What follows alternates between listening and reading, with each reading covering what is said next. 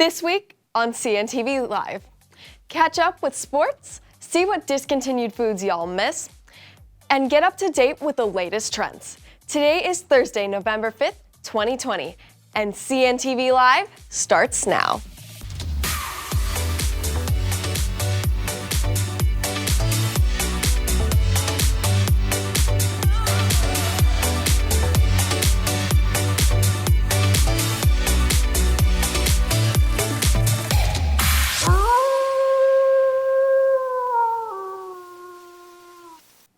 How's it going, Coyotes? I'm Allison Rose, and this is CNTV Live. It's already November, meaning that we've been at school for almost 3 months now. And in that time, a lot of our sports teams have been working hard to represent us at games. We'll get you up to date on this Pack Recap.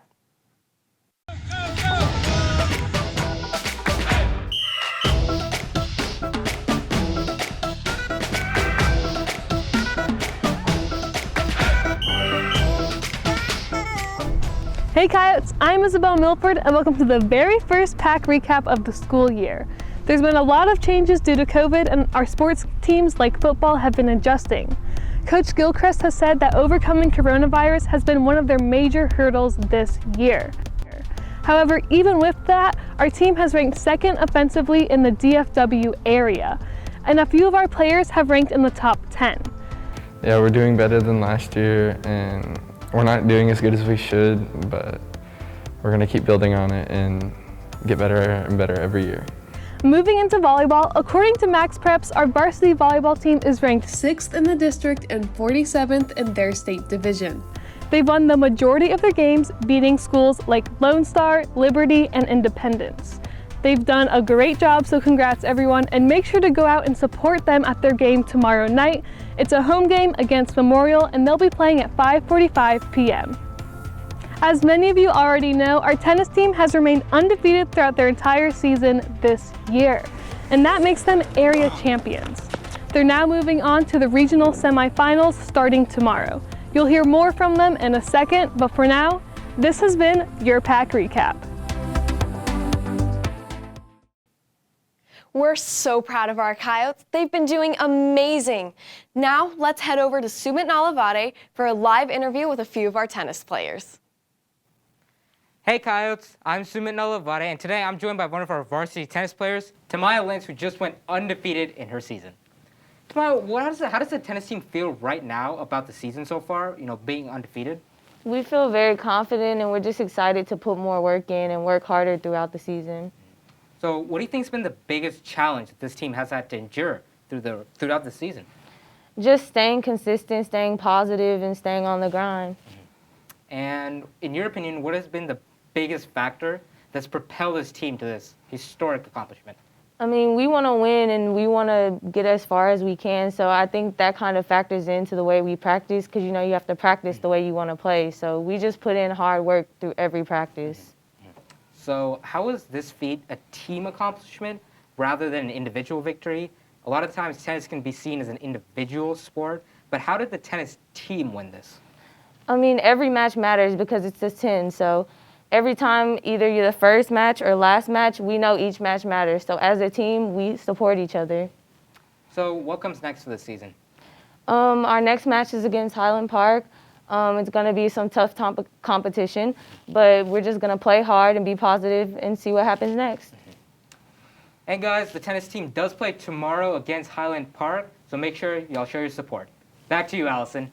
Make sure to congratulate anyone you know who's on tennis for their outstanding wins this season. Let's also mention our cross-country athletes and their amazing performance at district meet last Friday.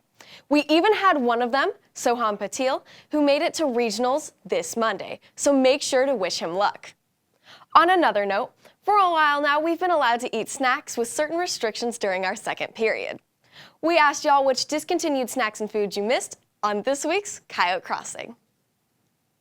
If I could vote back any food that was discontinued, I think I would vote...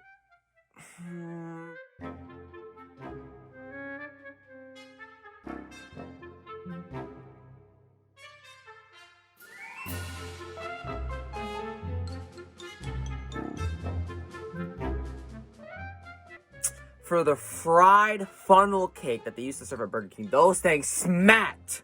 Fried funnel cake at Burger King. Every day out of every day.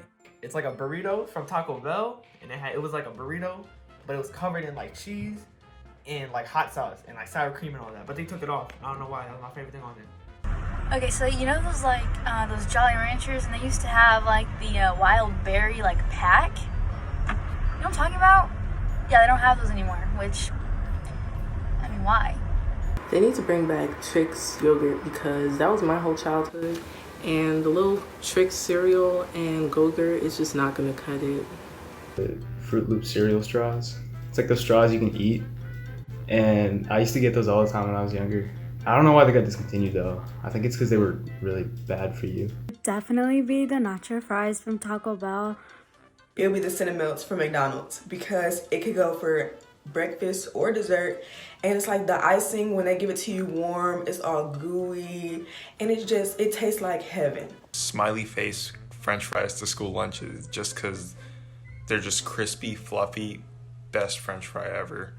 10 out of 10. Oreos, they were Oreo flavored cereal, and I used to eat those all the time after school. They really helped with a bad day. The Taco Bell double decker. And Taco Bell's definitely not my first choice, but the double decker was so good, and it was like the only thing I could get from Taco Bell. So, yeah.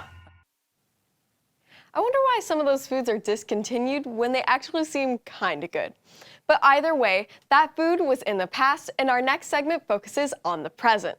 CNTV's Ian Shuda shows us our new What's Trending segment called On the Prowl. Take a look. Hey Coyotes, I'm Ian Shuda, and this is a new segment that we're calling On the Prowl. In this segment, we keep you up to date on all of the latest and trending news.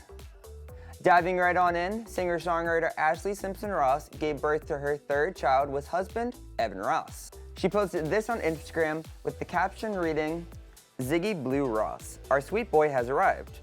I'm over the moon, we are so blessed." James Bond fans all over the world are mourning the loss of Sean Connery. He was the first person to play James Bond in the 1962 hit movie, Dr. No. James Bond's Twitter account posted this tweet confirming that he died in his sleep peacefully along with his family. Earlier this week, the NFL had their trade deadline and two teams got in there right before. The New Orleans Saints and the San Francisco 49ers struck a deal. The San Francisco 49ers are trading Quan Alexander for Kiko Alonso of the New Orleans Saints and a 5th-round draft pick. These were just some of the most trending topics this week. I'm Ian Shuda, and this was On the Prowl. I know that in my case, I'm really bad at keeping up to date with trends, but maybe in your case, you stay so up to date with social media and the news that you already knew everything we talked about. But what you might not know is that last week we asked you guys to scan a QR code for the chance to win an Andy's gift card. The winner of that gift card was Chama Agbor. Congratulations, Chama, and make sure you spend that money on a delicious concrete.